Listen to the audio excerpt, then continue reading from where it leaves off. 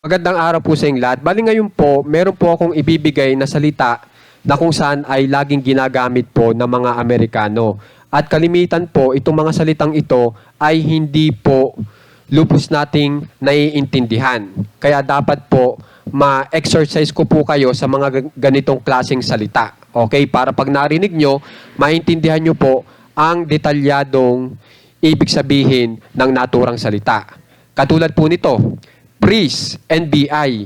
Ano ba talaga ang ibig na sabihin niyan sa Tagalog? So ngayon, pauhulaan ko po sa inyo kung anong ibig sabihin po niyan tapos sasagutin po natin. Okay? So makikihulaan po.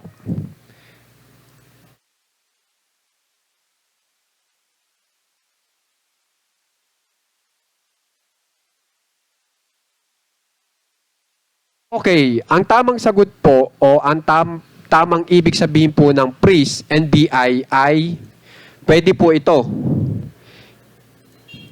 Tigil. Tigil, NBI. Yan, pwede po yan ang ibig sabihin ng Pris, NBI. O kaya,